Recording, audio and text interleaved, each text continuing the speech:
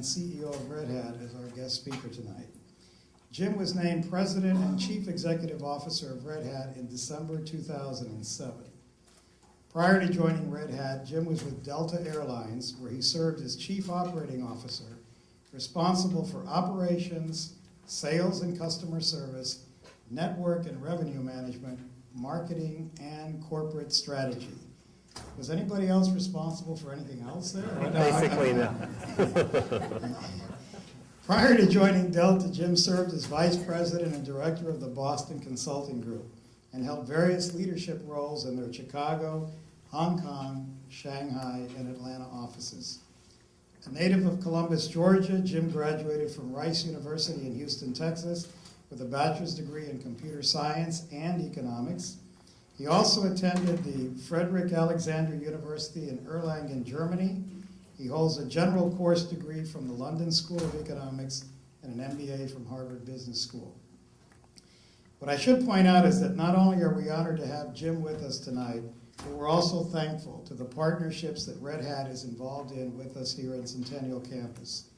As a leader in open source software innovation, Red Hat has sponsored student projects, supported our ePartners program, and played a lead role in helping us launch the Secure Open Systems Initiative, or it goes by the acronym SOCI, which is a research center that literally is working to make vital computer systems more secure.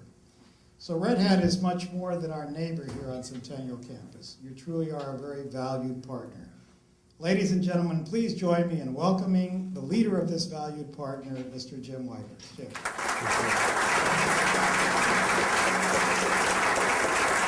Thank you.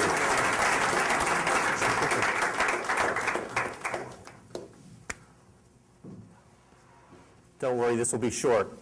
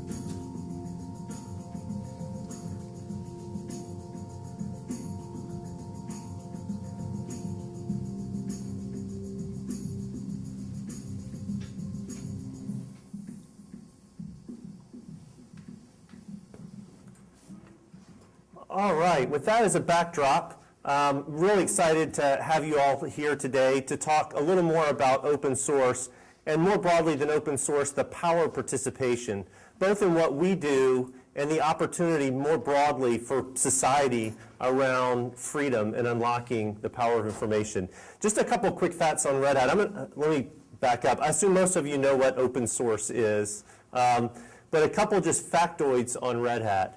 Red Hat, if you look at all publicly traded software companies and you draw a matrix of growth and profitability, we define the upper right-hand quadrant of the fastest growing, most profitable software company in the software universe. We are one of the fastest companies to ever be included in the S&P 500. And if you look at the total revenue share of the things that we do, we are able to offer roughly 20% of server operating systems at 2% of server operating systems revenues. I know that was a lot to throw out there, but we are able to provide a massive amount of value at 1/10 the cost. And we do all of that by giving everything we do away. It's truly an extraordinary model. And I don't want to focus this on Red Hat because it's not Red Hat. It is the open source model, and more broadly, the power of participation. And what I want to spend the next little while, and I'll be the first to say, this is the first time I've given this speech, so in the Red Hat way, we put things out there broadly, and I'd like to foster some conversation and debate about it as I go through the presentation. But I want to talk about what it is that's so powerful, what works so well, but equally importantly, I want to talk about why we don't see more of it happening. Because in the same way that I said Red Hat is the most profitable, if you look at growth and profitability together, software company and one of the fastest growing companies out there, we are the only public open source software company. And if you look at more broadly at companies that give away their products, there aren't very many of them, right? And I want to talk about why, and this is a very important topic, because in the 21st century, and most of you, I'm not used to being in a room where most people are younger than me, I like that, but most of you are products of the 21st century. Maybe not technically when you were born, but certainly when you've been educated in things that have influenced you. And the 21st century and the things that are going to drive the economics of the 21st century are fundamentally different than the 20th century. And here's what I mean by that. The 20th century was dominated by physical assets, right? The economics of physical things. And what we developed over the 20th century were a whole series of innovation to optimize for physical assets, ownership, scarcity, right? And so we can talk about, the development of the engine and the automobile, blah, blah, blah. I don't necessarily mean technological innovations that allowed the 20th century to happen. I'm talking about the structures we built up to make that possible. These are things like property laws. And the IMF, the first thing they will do when they go into a country is say, if you don't have good, solid property laws, you will never have a fundamentally stable economy, because property ownership and clarity around property ownership is a cornerstone of a stable economic system. I'm not disagreeing with that, but that's what, our whole legal system is built around property and property ownership. The birth of the corporation, right? If you actually look at wealth creation, the 20th century was by far the largest time in history of wealth creation. And one of the reasons is we finally perfected a way to build scale in capital, right? It was originally the trust that turned into the corporation, that turned into the corporation with professional management, a la Alfred P. Sloan, and a set of capital markets which allowed massive aggregates of capital to happen. And so we built these big companies that were able to deploy massive amounts of capital and create enormous value. And that's fantastic. But most of the structures, be it the legal system, be it the capital market system, be it the way that you're all educated, no offense to any of the professors, be it the way companies are structured and cultures that we built, are all based on a physical world, right? It's all about who owns what, how hierarchies work. That's just how we're all programmed. That's what we're used to. Here's the problem. In the 21st century, where much, much more of the capital out there is information, locking information up fundamentally suboptimizes the value of that information, right? And a couple examples, right? We obviously are an example. Open source, the Linux, our core product, started off with less than 10,000 lines of code by a guy, Linus Torvald, at a university in Finland. It's now the largest operating system. If you look at number of lines of code, it's the most secure, and we run from nuclear submarines to the New York Stock Exchange, the most critical applications out there, by opening up and sharing and getting people to get involved and build information on top. Just a couple other quick examples. One that I'm sure most of you know, Wikipedia.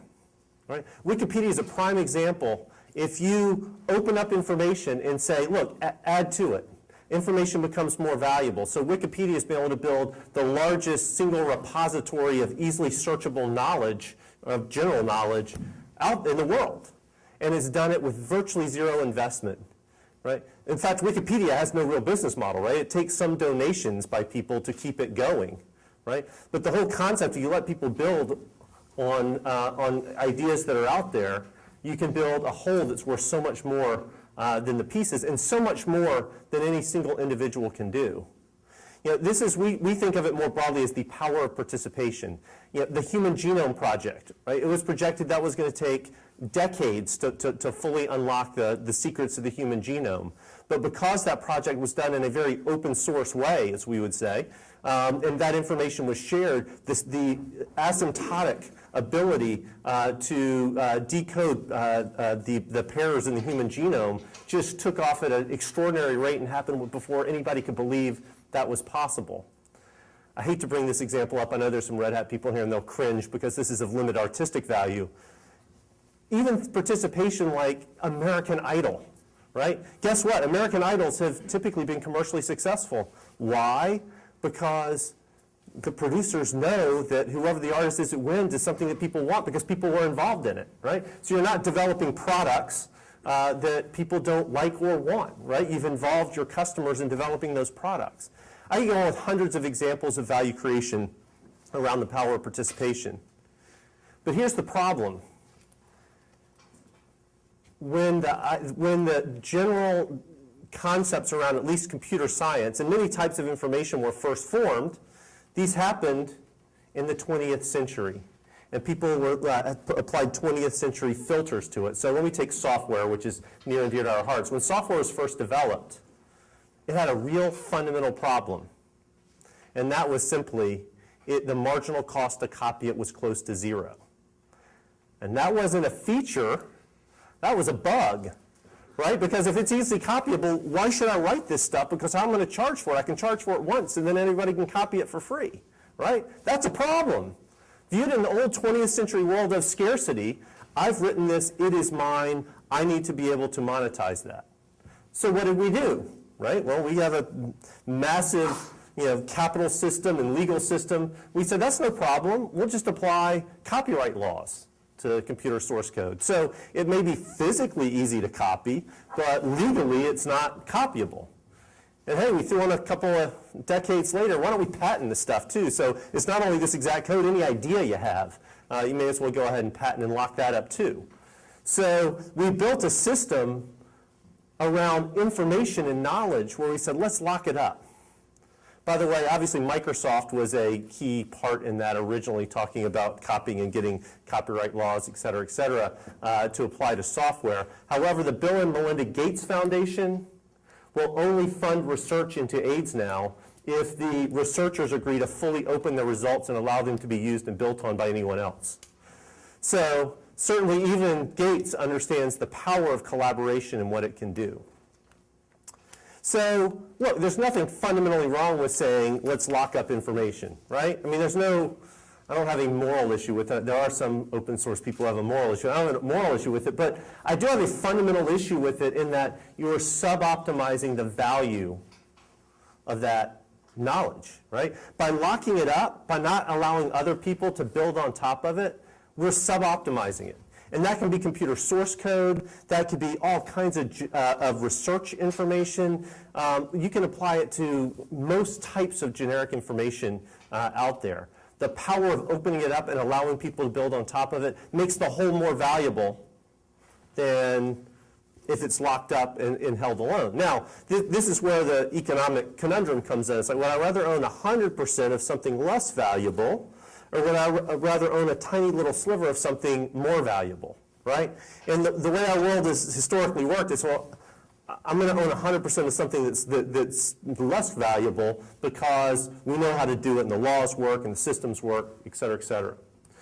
So if we don't find a way to structure the corporation, or at least corporations in the 21st century, in a way that unlocks the power of participation, we're going to sub-optimize wealth for society. In the same way, if Alfred Sloan had developed professional management, or it had taken another 50 years to develop the concept of the corporation, we would be nowhere near as advanced or as wealthy as we are as a society today.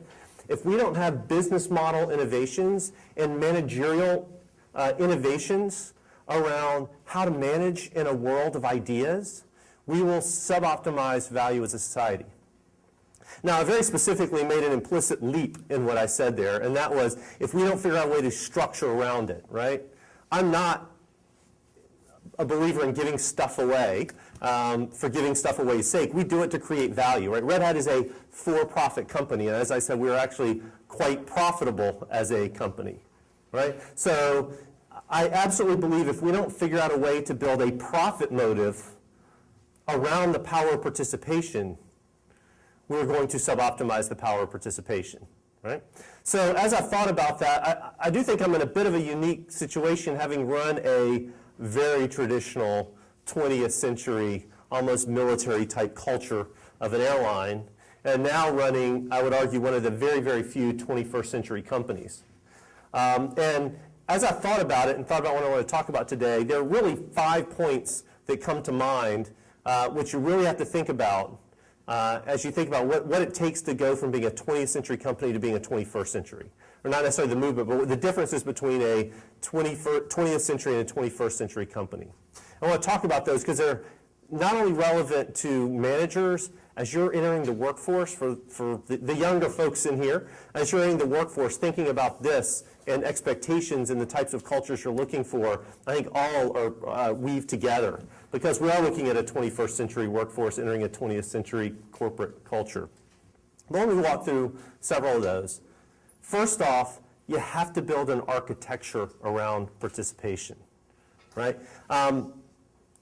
Before you can even talk about how you extract value, how you manage to create more value around, you have to have a system that creates value. And that participation you can look at in multiple fields. So I've always been a big believer in unlocking the power of people and participation. And so even somewhere like Delta Airlines, when we were going through an awful restructuring, and by the way, he didn't give the years that I was there. I did take over after Delta was filing for bankruptcy, not before. So I don't think I ran it into there. I hopefully helped get it out a bit. But when we looked at the airline business, one of the things becomes abundantly clear, and that is it's basically a commodity, right? And there are a couple of ways when you say it's basically a commodity, you can take that and run with it. You could do what, frankly, Delta had done for a decade before and got into trouble that was there. It's like, okay, it's a commodity. Let's cut. Let's get rid of everything. Our people are a commodity. How low can we pay the people, et cetera, et cetera, et cetera. Or you could flip it around the other way, which is what we started to do. I think Delta's still, to some extent, doing, and say, the core product is a commodity, and therefore the only way to differentiate is to unlock the power and the potential of our people to be creative and do things differently to give a different result. And so I just want to give 3 quick examples from Delta. And these sound like basic things, believe it or not. In the typical hierarchical company, they're hard. One, we gave our frontline the ability to react to a customer situation. We call it FPOC, first point of contact. Everything has an acronym in the military and in the airline industry. So it's first point of contact. And that was basically, we said to all employees, here's a kit. And it was literally a kit. It had drink coupons, it had upgrade coupons, it had meal vouchers. And it's like, up to you. Here's some guidelines, but it's up to you. When a customer has a problem, be creative, think about how you might want to solve it. You can't give this to everybody, right? You're going to run out of them and they are metered out. But we gave our employees the potential or the ability to exercise their own judgment to meet our customers' needs. Second thing we did, we actually brought our entire flight attendant group in groups of about 350, and we spent a day and a half saying, here's the strategy of the company. Here's what you can do in generic terms about serving the customers in a different way. And then we had workshops on helping our people figure out within their personalities and within their creative skill set what they could do to create a feeling on the airplane or the way they interacted with customers that fit with Delta's general corporate culture, but with their own personal spin and what they could do around it. Now, a couple results out of those. Delta went from dead last in customer service rankings that we tracked to number 1 in the period of about 9 months. We also did something similar with our station managers, and in a period of roughly also 9 months, Delta went from dead last in on-time performance for the major carriers to number 1 in on-time performance for the major carriers. And I get asked all the time, so what did you do, especially on the on-time performance, because it's very measurable in public. What did you do? How do you do it? And I scratched my head and said, well, we didn't hire any consultants. We didn't make any process changes. We just called everybody together and said, here's what we have to do as a group. We had a daily call to talk about it, and we shared ideas, right? The whole point is you get everybody on the phone. It's like the LA station manager, you had 6 flights late. Well, why? They would talk about them, and somebody else from New York said, well, we had that problem, we did this. And just by getting that conversation going, we went from dead last to number 1. I mean, it was extraordinary to watch it happen. Now, I know a lot of people in here, I always have to be careful when these airline examples are saying, my flight was 3 hours late. These are all statistical averages, right? So I was really excited about the progress we made at Delta, but I can tell you, especially after being at Red Hat, we only scratched the surface, because an airline is about as military a culture as you get, and there are a whole lot of reasons for that, starting off with most of the people in there ex-military. You also are dealing with billions of dollars of physical capital that need to be maintained and insured and regulated and et cetera, et cetera.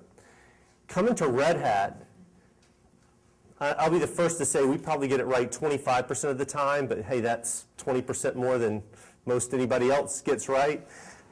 The whole concept of participation, we've taken to a whole new level, right? I mean, it's amazing when I first came to Red Hat, and the first thing you recognize is the walls of the corporation are porous. Where's the company end? Where does it start? Even into hiring, like we typically, a lot of people say, well, how do I get a job at Red Hat? And there are different ways to get jobs at Red Hat, but one way is be really good in your field and we'll hire you. And we have people who are really good in their field that we've been hired and for some reason decide they want to go be a professor somewhere and keep doing what they're doing and keep the contacts. Or at one point we hired this one guy. The guy is absolutely brilliant, one of the key kernel engineers. I'll leave his name out so I won't embarrassing him. When we first hired him, we'd never met him. And for a while, we had a running bet that literally he was not a real person, he was a computer science department, because there was no way one person could be coming up with that much code, right? He's an extraordinary, he's like one of the legends that the true techies in here have probably heard of. But that's Red Hat, right? We never met the guy. We look at the code, if it was the right code and they're able to contribute in the right way, we want them as part of the company, or if they don't want to be a part of the company, that's fine too. So we've completely blurred the walls of who's a Red Hat person versus who is someone who's contributing, kind of how those pieces work. We also have the most loose corporate culture I've ever seen. It's, I always had to be careful at Delta when I would say, yeah, maybe I ought to think about doing such and such. It may have been a random idea. I'll find out 3 months later we spent $20 million and have a department going marching through that wall, right? At Red Hat, I can say, go do that. And a month later, I'll come back and say, how come that hadn't been done? We didn't like that idea. It's like, I'm the CEO. So really, the best ideas have to win. So it's just a fundamentally different thing. And I appreciate how hard it is to do in a traditional company. But just in a base, unlocking the power of your people can be incredibly powerful in any business. And in Red Hat, it's just feathered out much more broadly. Second point, you have to be able to build a business model that works. Now, I harken back to my Delta days, and I picked the one traditional industry that's never figured out any business model and always loses money. So I learned the hard way, in a traditional business, you have to have a business model that works. But realistically, fundamentally, and for those of you who are in economics or double majoring economics or whatever, companies typically earn a return on investment. And if they're competitively advantaged, that return on investment is above their cost of capital. And if they're competitively disadvantaged, it's below the cost of capital. But other than in periods of extraordinary stress like the last year, that return is typically a positive number. It may be 2%, but it's generally a positive number. You can see a few students in here thinking, I think I slept through that microeconomics. But generally, you don't see negative returns on investment, right? Companies generally make some degree of return, and that varies depending on whether how they're relatively competitively advantaged or not and how they execute, et cetera, et cetera. In open source, and I'll use that as an example, this could be true of any other information that's open. So in ideas, where you set the idea free, to create more value, you don't have a capital base on which to earn any return, right? So if you're competitively disadvantaged, one could imagine you have negative cash flows, and so you have no assets to borrow against. That's not a good situation to be in. So as much as I talked about the power of open source as a model, or the power, I use Wikipedia as an example, and you can go on and on about various ones. What's the business model, right? How do you make money, right? Wikipedia is generally typically begging people for money just to stay open, right? I think one of the things that's most interesting about Red Hat, and I would argue it's our single largest innovation, is we have figured out a business model that works in conjunction with open source, not in spite of open source, right? And here's what I mean by that. There are a lot of companies that say, "Ooh, this is a cool trend." Like, hey, probably if some of you have read the Chris Anderson book, Free, I'll come back and talk a little bit more about it. But to me, that's more, what are all the interesting free gimmicks out there to try to get people involved, or we'll give this away, but like Google, we'll use the advertising model to monetize that, right? Perfectly fine model. That has nothing to do with the power of participation, because, right, there's a big difference between making something free and giving something freedom. And it's our model, it's important to give something freedom so you get the innovation and the power of multiple people billing and make the whole worth more than the pieces. But again, if you give it away, how do you make money on it? So I'm just going to spend a couple minutes talking about Red Hat's model, because I do think we are unique in coming up with a business model that really works in open source. I think that's why we are the only profitable public open source software company. In fact, I think the number 2 open source software company, I was reading an article, their annual revenues are less than 1/3 of 1/4 of Red Hat's revenue. So I do think we've come up with something unique, and here's what it is. We have recognized that the very thing that makes open source as so powerful as a software development model makes it an absolute nightmare to deploy in an enterprise. And here's what I mean by that. The power of open source is a development model that quickly iterates. A problem is broken down into thousands of pieces. A typical Linux distribution will have, say, 2,000 packages. And each of those packages has sub-packages, and each of those has a maintainer, and it's distributed through a massive group of people, and you get this emergent system where a extraordinarily powerful operating system emerges. But because you have that, and because people iterate on this rapidly, Linux changes every day. Linux changes every day. And that's really cool if you're screwing around having fun on your laptop, and if it crashes, that's okay. But when you're running the New York Stock Exchange or a nuclear reactor, not real good to have that kind of change every day, right? So a lot of people will say, well, Red Hat, those are the guys who sell support on top of Linux.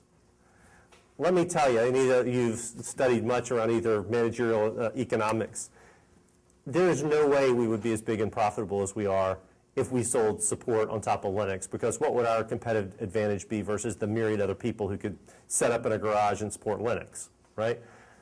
We are profitable because we provide stability to Linux. And I don't mean uptime to failure. I mean that the New York Stock Exchange, when it wants to write I have no idea what the cost was, couple $100 million trading platform on top of Linux, wants to make sure that that couple $100 million trading platform works today and tomorrow and 10 years from now, even if they're plugging in new hardware or making changes, et cetera, et cetera. So we basically provide stability. We say, look, we are a debt-free, rock-solid company, and we guarantee that each version of Linux that we come out with, we put an entire engineering team against, and we keep it going for basically 9 years. It's 9 to 10, depending on the release, right? That means we have a team that's backporting security fixes and patches, but also enabling new hardware in those old kernels. And I can tell you, I love the open source community. We're the largest hirer and employer of open source developers out there, but nobody involved in deep open source stuff is worrying about a 5-year-old kernel enabling a new piece of hardware, because that ain't fun. It's not sexy. That's not how you're going to get recognized, right? It's not hardcore thought, right? We have engineering teams that do that, right? It's a piece of value that we add. So we're able to take the power of open source that's iterating and growing, et cetera, and we add a layer of stability on that for the long run that takes hundreds of millions of dollars and the credible commitment that we can continue to do that for many, many, many years.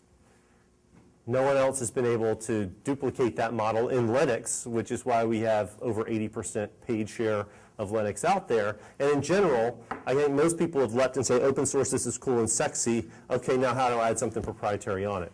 Which defeats the whole purpose. So I could go on and on. There are other flavors and components to our business model, and I could spend hours talking about that, and that's really not the purpose. But suffice it to say, we have a business model which has allowed us to be one of the most profitable, fastest growing software companies.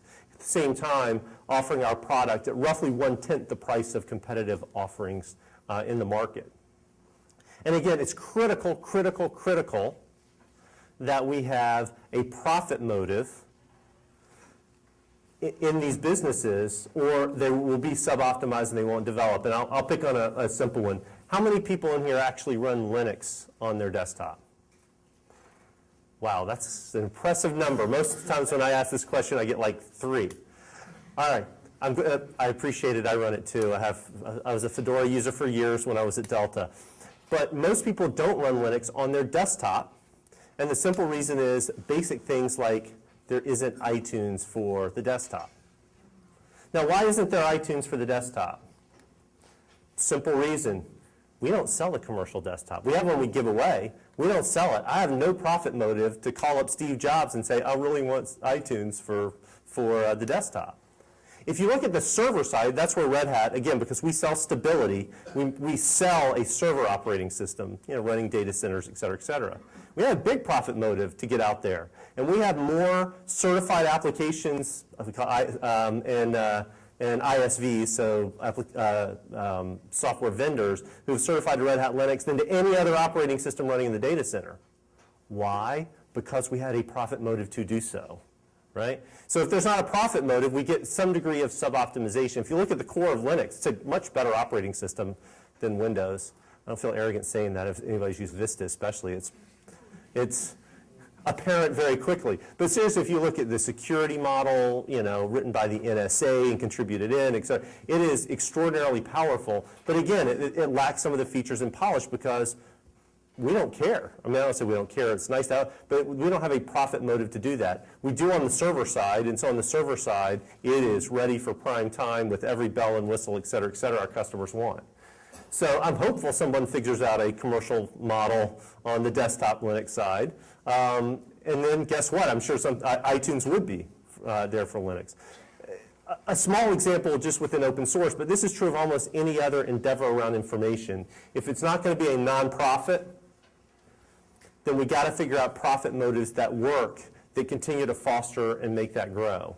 And we're certainly doing in a set of categories. I've talked about Linux and the server operating system. We have other areas in computer software where we do it, but we really need to think more broadly. I mean, Wikipedia's got to have a model, right? And then you can imagine all kind of health research and information and how that gets shared, and you can go on and on and on about the value of information out there if there can be a profit motive and people actually out there doing it. So number 2, you got to have a business model. It's taking longer than I thought. All right, number 3, the best idea has to win. I know that sounds simple, but let me tell you, in a big company, I'm willing to bet the best idea rarely wins. Why? Hierarchy, right? Typical company, again, this was a brilliant innovation, Alfred Sloan, professional management, corporation, distributed down through a hierarchy of who manages what and how that's abstracted all the way up to ultimately the CEO, and then separation of ownership and control, et cetera, et cetera, et cetera. All that's great when people don't matter that much. You're generally a cog in a machine, making sure that capital is allocated appropriately and managed appropriately and accounted for appropriately.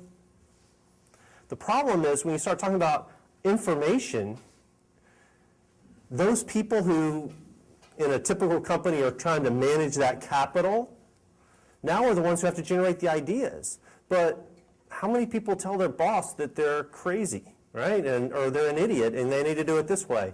Believe me, a lot of my people, multiple levels down, have no problem telling me I'm an idiot and I'm crazy and we ought to be doing this. I mean, it's one of the endearing things about Red Hat. and during some days, mind-numbingly frustrating other days. But this is an important point. I talk to CEOs and other senior executives around the world, and many of you, I'm sure, have heard people complain about this. These Generation Xers and these Generation Yers, they have these huge expectations. They all want to be running a division in 6 months. They all want to be CEO a year later. Now, how many people have heard those kind of carping complaints? So you guys are probably too young, but you hear that all the time in big companies where senior executives will complain about the younger generation has these huge expectations, blah, blah, blah, blah, blah. And I look at that with a filter, since we hire very young people across the company, and I don't get that. And I think I don't hear that, I don't see that, even though we have very, very bright, very, very ambitious people. Because what's actually going on is the 21st century workforce, who's grown up in a vastly different world, wants their ideas valued. They want to be heard. They want it to be considered, right? They want to continue to learn. And the problem is, in the typical 20th century hierarchical company, the only way to be recognized, to have your ideas heard, to continue to learn and push yourself, is to work your way up the hierarchy. So the people in the hierarchy, the 20th century mind and the way people are, it's like, well, these people are all trying to get promoted and we can't have everybody be a CEO in 6 months, etc. It's like, no, you're looking at the problem wrong, right? You're looking at the problem trying to say, how do I fit 21st century expectations into 20th century hierarchy, rather than starting thinking, how do I unlock the power and the potential of all these people and everything that they could be doing in a fundamentally different way? I'm sure we have some org charts, but I tell you, other than like 1 or 2 levels down, I've never seen org charts within Red Hat. And individual contributors and whole career paths around individual contributors are one of the most important, most powerful things at Red Hat. And so, I got to tell you, there are a lot of situations where if I got in a room with, Uli Drepper, this is one of the key kernel engineering guys, on almost any subject other than, I don't know, a few corporate governance things, he'd probably win in an argument and get the whole team following him, not me, right? So, look, obviously we have to have some degree of control and et cetera, et cetera. But in general, we do our best to make sure the best ideas win and blow up hierarchy when we're talking about it. Now, I also want to emphasize, as all the Red Hat people are looking at me like, is this guy crazy? We try to do that, right? We have problems just like every other company. Those little pesky things called investors and analysts and quarterly calls, and we got to hit numbers, and so we want to let go, but it's like, I can't fully let go, or we're going to pummel the quarter. And so we fight these battles all the time. So we kind of have one foot in the old world because the old world exists and we have to deal with the old world, and one foot in the new world. So we probably get it right. I'm hoping more like 30 or 40% of the time. I think it's more than most other people, but we still have a long way to go, and we're really cutting our teeth learning. So whenever I'm in academic settings, I encourage the professors, do some research into this stuff because I could really use some help. Right? This isn't easy, and I feel like we're learning every single day, and 3 steps forward, 2 steps back. But it is critical that the best ideas win. Fourth, you have to be a catalyst in these communities. I do talk to a lot of senior execs, ones who kind of get it, but even from very, very big companies who say, all right, how does Red Hat do this, right? And you do what? You write 15% of the Linux kernel, but you have 85% of the sales associated with it, and that sounds great, and I'd love to figure out how to get my customers more involved into this, et cetera, et cetera, et cetera. But when you talk to them for a while, what you find out is they really want to be Tom Sawyer. I stole this, I'll give attribution here, from Chris Grahams, who's here, a Red Hat guy here on the front row. If you remember the story of Tom Sawyer, he basically figures out how to fool people into painting his fence for him, right? If your concept around the power of participation is let me get everybody else to do my work for me, and then I get all the results, that will fail. You may be able to run a cool marketing campaign once, but that is not how you build a sustainable business. Truly being a catalyst in communities, we have, I think it's an example of the best ideas win. We built a mission statement not with a corporate marketing team or with a consultant. We had the entire company involved, and we went through multiple iterations. And our mission statement starts off, Red Hat, our mission is to be the catalyst in communities of customers and contributors and partners, developing better technology the open source way. And we had a lot of arguments over a lot of these words, but some of the very key words in there is catalyst in communities, right? The reason Red Hat is the leader in Linux in our customers' eyes is because we don't try to direct Linux. Now, let me say what I mean by that. Red Hat absolutely is the largest single influencer of Linux. We're the largest contributor to Linux. We believe we're good stewards. We do anything we can to keep Linux moving in the right direction, but we never demand. We always work to influence. There's a certain amount of being humble, and this is true whether you're managing an external community or an internal community. You can't be a big, arrogant, the 80s, 90s cult of the CEO, these guys who make $1 gazillion and pound their chest and think they're rock stars. Technology is still full of these people. I will say it's amazing to meet some of these people. That's not how you foster creativity or good ideas out there. So I'll get this all the time where senior people at software companies will come up saying, I need this change in Linux. Why don't you just make it? And we'll say, well, we don't control that. We're happy to go with you and talk to XYZ person who may be a professor in Sweden about why this is an important change and why it would be good for the kernel, and work to convince them, and we'll try to influence, but we don't demand, we don't go around people, right? As soon as you try to lead by brute force and exert your power, you're destroying the very community that can be so powerful. And this is really hard. Let me tell you, after having been at a big established company, senior executives who are so used to having full control over whatever that X thing that they control is, the idea that you're going to kind of give it up and you're going to work to influence and you're going to try to lead through example and you're going to try to cajole and you may do a little bit of begging and all of those things, hard for people to get used to.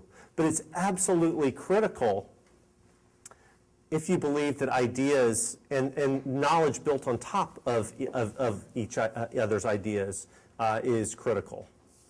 And I do think that's something that I've learned, hopefully not too much the hard way at Red Hat, fundamentally different.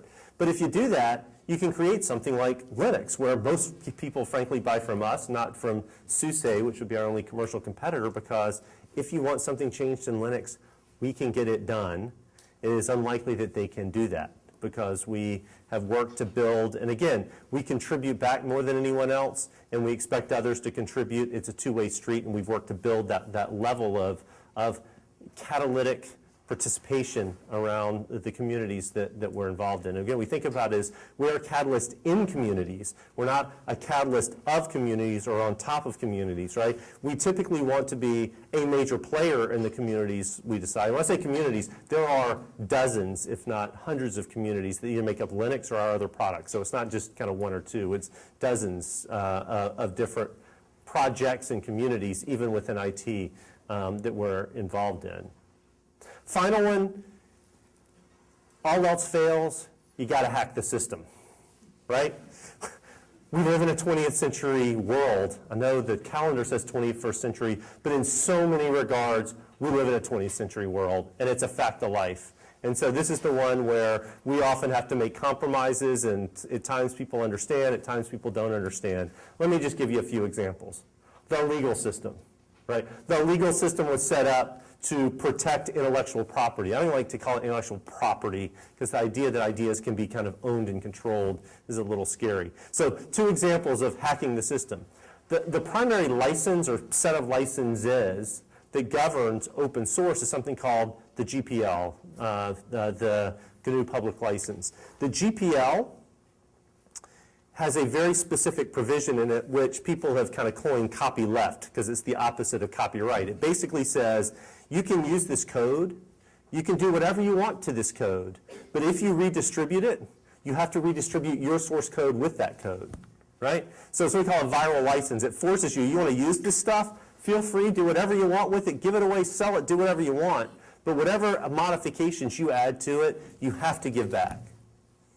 So it's basically taken the power of copyright law, which is supposed to lock things up, and use that to force freedom. I call that a hack. It's kind of a hack to the basic copyright system. Another one, Patents. Patent and the ability to use patents to protect software is just, we would say, I don't know if we'll get close, fundamentally just a bad interpretation of the law, right? Being able to copyright ideas, especially as related to software, does not foster innovation. It stifles innovation because as soon as you're in a world where ideas build on top of ideas, if someone can lock up this idea, no one can build on top of it without paying a tax here. Well, how do you ever get multiple collaborative innovation in a world of patents? It just doesn't work. Unfortunately, we live in a world where there are patents. So we've created something along with IBM and others called OIN, the Open Invention Network. And we ponied up many millions of dollars, and IBM did and others did, and we put a whole basket of patents, the very thing that we don't like, in this thing, and basically said if anyone sues Linux, we will use this patents to sue basically those other companies. I mean, the typical stasis we've gotten into with patent law is everybody gets enough patents and you have this mutually assured destruction so nobody sues anybody. Well, right, I mean, that's basically what you have in patent law, right? It's where we've gotten to. So what we've had to do, even though we aren't supportive of the patent system, we've had to build a collection of patents to say we can do the same thing. Again, a hack to the system. The hacks, this is, I think, an important hack. This isn't specific to Red Hat, but I think it's a very important one. One of the reasons why the United States is so much more innovative in terms of startups getting created is we've hacked the capital markets. Right? And here's what I mean by that. The capital markets developed, again, to allocate massive amounts of capital to companies that needed massive amounts of capital to build a railroad or infrastructure or the things that they were doing, right? So share system, collect a lot of money from other people, bundle it together, professional management, invest, et cetera, et cetera. Very few software companies or companies built around ideas need capital in that way. So what has developed, Sand Hill Road, the venture capital community, a group of people that look at ideas, look at track records of people over time, and try to allocate that really minimal amount of capital, a few $1 million, to the right ideas to get these things going. And I would argue one of the reasons that the United States has been so particularly successful in fostering tech startups is because we have a much better system of allocating capital to new ideas via VC, right? That's a hack to the system. That's a hack completely outside of the normal, what you think of as capital market system. And it's allowed Red Hat to get started with venture capital. We still have one of our venture capitalists on the board of directors. It's how Google and myriad other companies were able to get started and going. And it's one of the reasons that these things happen in the United States and they don't happen abroad. Because most other economies have a traditional capital market system which isn't good at allocating capital to startups.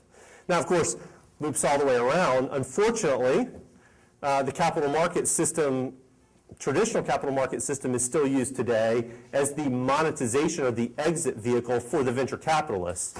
So we all end up public companies like Red Hat. We have to deal with quarterly earnings. And again, quarterly earnings and linearity and growth and all these things are very much a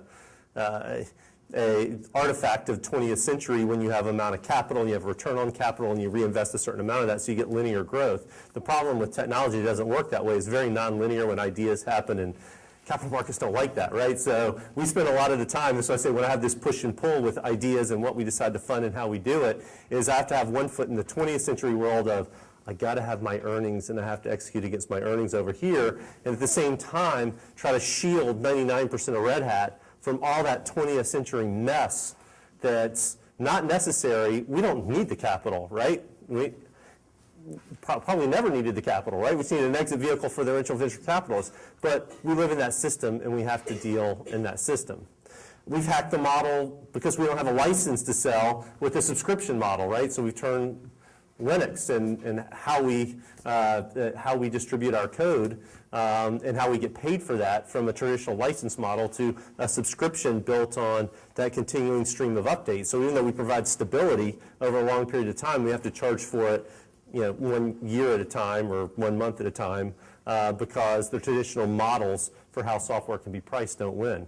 I think there's a brilliant one, just one more on the hack model. Cisco started this whole thing they call a spin-in.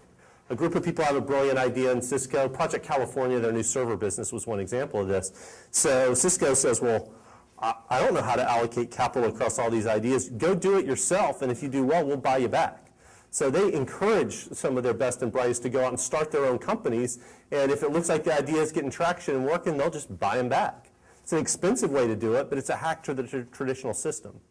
So as much as I'd like to say, you know, the whole world's moving with us, we still have a lot of 20th century baggage to work through as a company, and frankly, for many of you who are used to an academic environment where ideas are important and ideas win and you can have free and open debate, who are used to collaborating the way you can with your friends or you know, interest group communities around the world, are going to get in the workforce and you are going to feel stifled.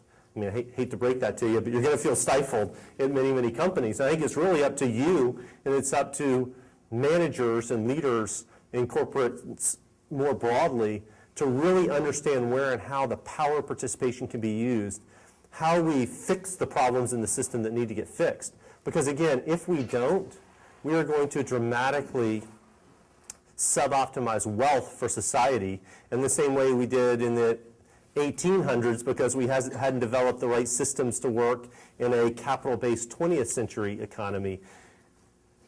There's a long way to go, and I know I've laid out a lot more problems than I have answers, but I think it's an important topic. It's an important topic for people to start thinking about, to really, we'll say, grok, and start to make progress against this set of issues. You know, I look at Red Hat as a bit of a leader, so we're right on the bleeding edge for better or worse. And I really want to encourage other companies, people, academics to really bite off pieces of this and really start thinking about how we create the 21st century corporation.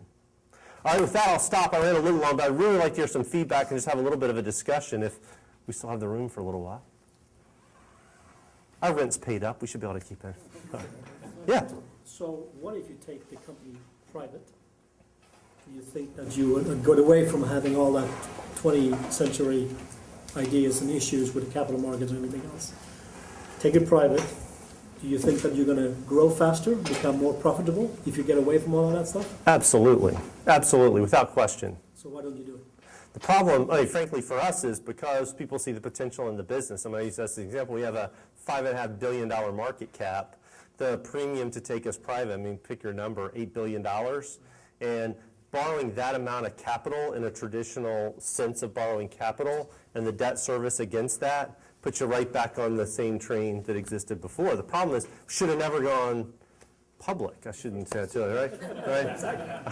I'm one of the venture capitalists on the board. He'd probably be happy with me saying that. But fundamentally, right, we don't need capital. We always spew out cash, right? Other than that initial seed money to get going, right, should not have ended up in this situation. Unfortunately, with where we are, be a really interesting thing to go private. It's just because the market has a huge expectation for us, it gets harder. But I say this, I talk to smaller companies all the time, like, my goal is to IPO and, you know, blah. I'm like, don't do it, right? Not only do you get on this treadmill, I can tell you, Sarbanes-Oxley and all the other mess, being CEO of a public company ain't what it's cracked up to be. But do you see the capital market potentially changing as well from that perspective, though? If you look at your 20th Well, I do think you're saying, I do think private equity, you know, there was a lot of abuses in private equity where they're basically using accounting leverage to gear things and get earnings, and you could do that with low interest rates, et cetera, et cetera. But you also saw unfortunately I got very familiar with some of the private equity firms when I was at Delta, and afterwards, there were firms that were looking, saying, where can I find a business that is sub-optimized in the capital markets, which we can put under a veil and say, okay, you don't have a set of earnings expectations, we think your return on investment's high enough, you should be investing more, et cetera, et cetera. There have been examples of that, and I think hopefully we'll see more of that as the capital markets start to return. As an adjunct to the first question, SAS is a private company. If they were to adopt the sharing open source concept with their products, what would you envision would happen? Well, I think SAS is a great example of a company who recognized no need to go public, right? Didn't need access to capital markets, has clearly not had an issue continuing to grow and be extraordinarily successful. I'll be frank, I'm not familiar enough with all the components of SAS's business to say what would happen if they open sourced it. What you have to start off doing, because again, there's open sourcing, giving away your source code is just not real smart if you don't build a community around it. So what I would actually argue is you need to build communities of use who are interested in and willing to contribute back before you then also give away. So you got to do the things in lockstep. So hard for me to comment specifically on SAS because they're not public, they're private enough that I don't know enough of those details. But what I would argue is SAS really does need to think about how to get the power of participation going, because there are things out there like R that are completely free, and you will see continue to grow and grow and grow and take share if SAS doesn't figure out how to tap in that same power of participation. Because specifically in an area like research where SAS is used a lot is where you also get communities of use that are most willing to understand and to contribute, right? And so especially in that model, thinking about how you unlock the power of participation is important. So I don't want to just come out with a blanket statement that they should open source everything, but I do think SAS needs to very carefully look at and understand open source and see how they, over time, work it into their model. So, it's a daunting thing. Yeah? This is just kind of adding to the power of open source. Through open source and people that like to design open source applications, you're talking about iTunes, not having iTunes on the desktop. They've designed Amarok, which I'd say is a really good solution to having iTunes. Or anybody that uses Gmail might use Gmail Notify. They now have like 5 different versions of Gmail Notify for Linux. So open source is definitely a big key. Oh, absolutely. I would. This is the great thing about open source is I would actually argue Banshee. This gets into a. Yeah, Banshee's really Right, yeah. We get into religious wars about something, but yeah, this is the beauty of open source, right? Is on almost any application that you're using, there's a whole series of open source alternatives out there. I mean, if you want to look at the open source app store, people talk about, ooh, the Apple App Store, et cetera, et cetera. Go to sourceforge.net and see the app store, what's all free of software that's open source. It's truly extraordinary. It's a very good point. All right. All right, one more. I know I'm standing between everybody and their dinner, so yeah, we will wrap this up. It's always a dangerous place to stand between this many people and food. Yeah. You made 5 good arguments for going from assets to aggregation. So how do you handle that in a mixed model with on the consumer side as far as, okay, I've got clients who are 20th century, they're still thinking assets, and we're going to have, persons moving in from the X-Gen, Y-Gen, who are going to think more in aggregation. So how do you deal with what's in the middle? Now, you touched on some with hack the model, and then a little bit with Wikipedia, but not without any real strategy. Well, it depends a lot on understanding where the source of advantage can be, right? So take the smallest step in an example for Delta, just allowing the front line to have some degree of latitude to vary the experience for a customer based on what they're seeing. This flight's late, I'm going to give out free drinks, or so you can go all the way from what I'll say just unlocking the basics of, one could put in a very simple way, just employee empowerment, right? All the way up to, of course, giving everything away. And I haven't fully thought through, is there a true continuum there? But I think what's most important is to see where does the power, again, to go from, it's not about giving things away, right? It's not about making something free, it's giving something freedom. And where that freedom unlocks the most value is where you have to look to be much more fostering creativity and building community. We all have to drive cars and drive on roads and live in houses and eat physical food. So there's still a lot of places where physical assets are important, but even in some of those businesses, I mean, you've probably read some of the examples around, recently Netflix gave away their $1 million prize by saying, all right, who in the world can give me a better way to recommend movies? Or the Canadian gold mine who put all their geological studies up and said, anybody can come up with a better idea for where to drill for gold, we'll give you a share. And some guys in Australia made a lot of money off of that by a better algorithm. So you have to look, even in a physical world, there is an information layer in these businesses. And so thinking about where that is, and therefore how much to open up and where, can vary quite a bit. And I'll be the first to say, we're on the bleeding edge of this, and I certainly hadn't figured it out. So I'm enlisting all of you to help me. All right. Well, I really do appreciate you all being here. I know we ran a little bit over, but obviously I'm passionate about this. I think there's a huge opportunity for you all and for society, so thank you very much.